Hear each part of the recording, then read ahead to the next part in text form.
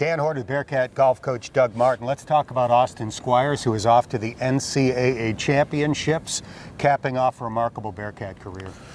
Well, there's no question it was a remarkable career. In my opinion, the best of any Bearcat that's ever played golf here.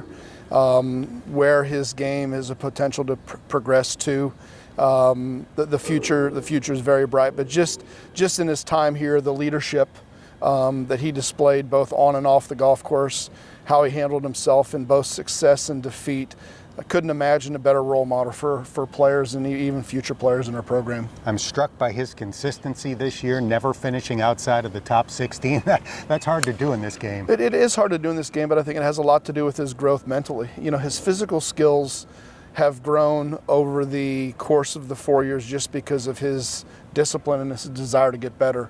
The mental skill is another level of experience and really kind of committing. I think the addition of our assistant coach, Austin Frick, who has his master's in sports psychology.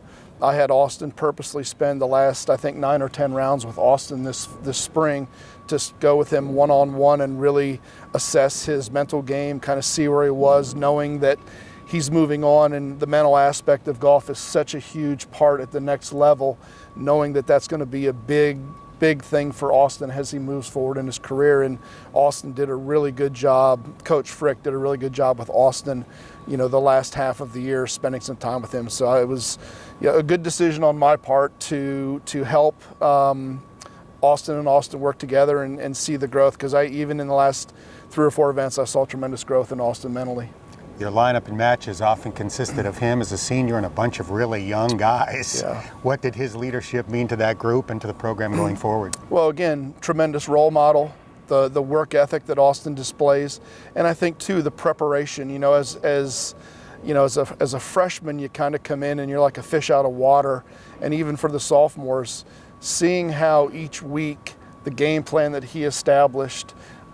He makes no poor decisions on the golf course because of the data that he collects as far as how far the shot's playing, how far he wants to carry it, how the wind's going to affect, you know, elevation. There's so many different things that he's learned to put into play before hitting a shot, and I think he's passed that on to a lot of younger kids. But you know, I had the same experience really when I was at Oklahoma with playing with some older guys that left their legacy with me. I kind of carried it on, and you know, those guys were a huge reason why I went on to play professional golf, because I learned from them. And you know, when you have leadership like Austin, someone that's able to lead and not only by example but by performance, it's great for your program. You played on the tour, you competed against legendary names. Why do you think he has what it takes to compete at that level someday? I think he's got the it factor, to be honest with you, and the skill set. I'm not even questioning the skill set. You know, his ability to hit it high, shape the ball right to left, left to right. Distance isn't an issue. Wedges are improving. Good solid putter, good solid short game. But it's those intangibles of really having a desire to want to compete and be great. And I think with the money that's out there now on the PGA Tour, it's easy to be complacent with the amount that they're playing for now, much different than back in the 90s when I was playing, but I see no complacency in Austin, and I think that's one of the things that's going to help him be successful. And then finally, he's got a plan. Is it unusual to improve as much as he did in 4 years?